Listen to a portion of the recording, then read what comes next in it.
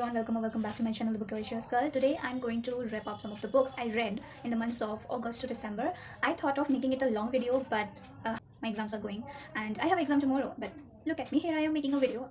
But anyways, I'm going to review shortly some of the books. I read 18 books from the months of August to December, and I'm going to make the part 1 of the video. Part 2 will be coming tomorrow.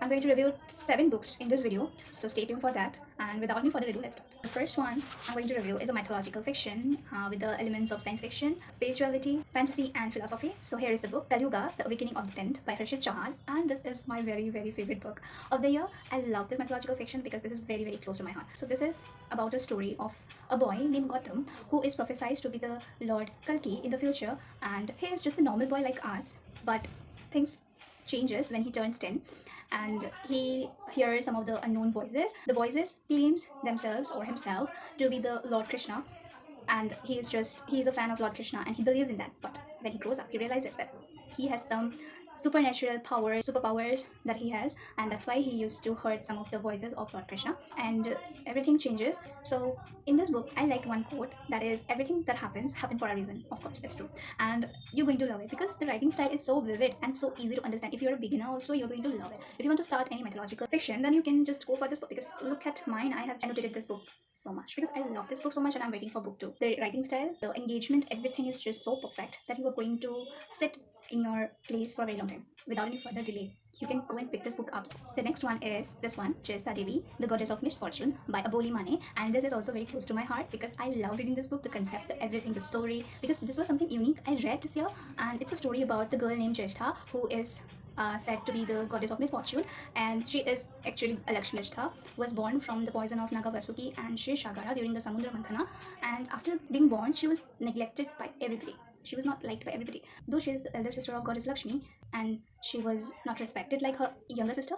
So how she faces everything, like she was also forced in an unwanted marriage with Tushasa, and after that he abandons her and she goes through a lot of traumas, this depression, hatred, jealousy, and how she transforms herself.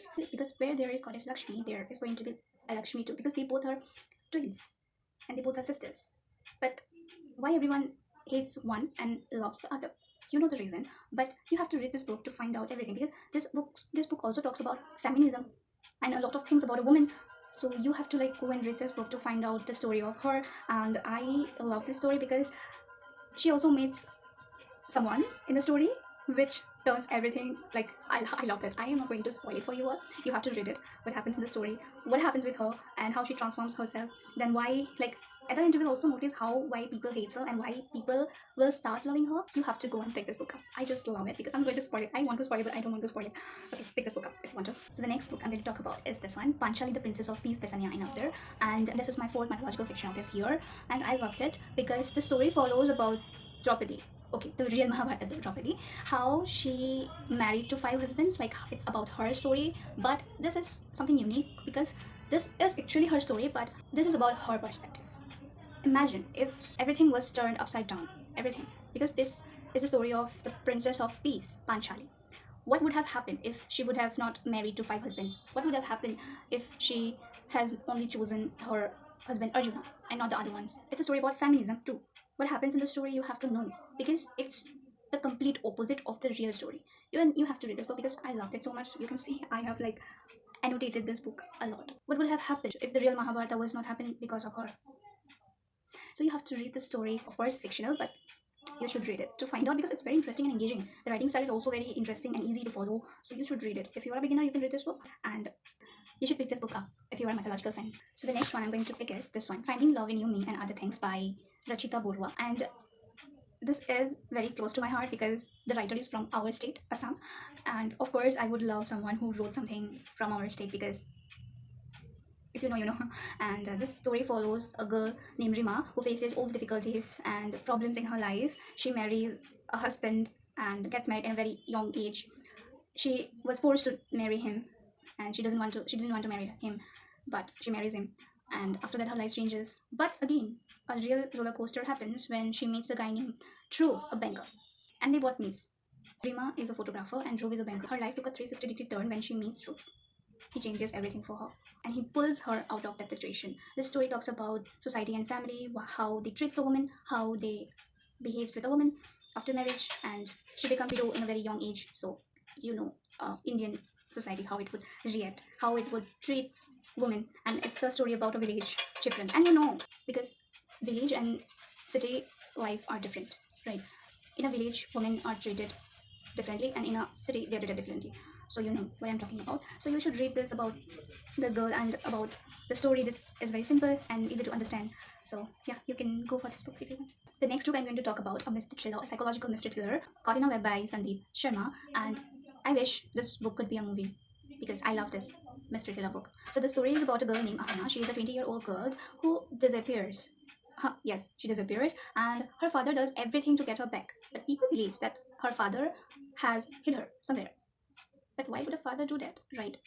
Strange. She's suffering from a multiple disorder problem. You would relate to this book if you have watched the movie Aparajit. It's something similar to that. She becomes the life entertainer of so many people in the live reality show, and what happens with her would shock her. The ending is very engaging, very suspenseful, very thought-provoking book. So you should read this book, of course. The writing style is, of course, very easy to understand. If you are a beginner, you can read this book. Okay, so the next one I'm going to talk about is this one, Misconnection by Vipul Kuchishta. And this is a collection of 8 stories, 107 pages. And each of the stories are different. These all are love stories, you can say. But the stories are not the happy ending ones, because it doesn't end in a happy ending. They ends in a very sad ending. But it will also teach you some lessons, because not every story that turns sad or that ends sadly doesn't mean that they would not teach you any lessons. You would relate to this book because if you have faced any kind of one-sided love or something like that, you are going to feel it every stories, because this is interesting and this is very easy to understand also. So you can pick this book if you have faced any kind of like that what I told about it. So go for this book if you want. So now the last book I'm going to review is 2020, A Miraculous Year by Devashi Dev. And this is this non-fiction book where the author narrates all the lessons of his life, his personal life he faced, and how his life turns upside down when he wanted to start something or something like that.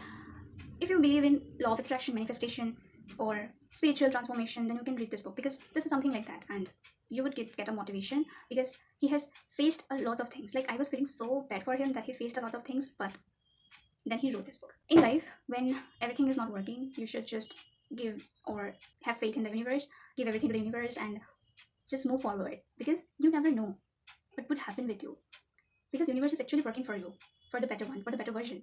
But you never know. You think that universe is not working for you, but actually it is working for you.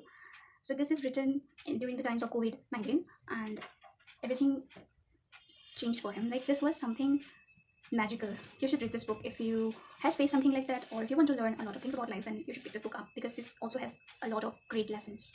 So yeah, that's it for today's video. I hope you enjoyed my review session, because I haven't reviewed a lot of books in my previous videos in a single video.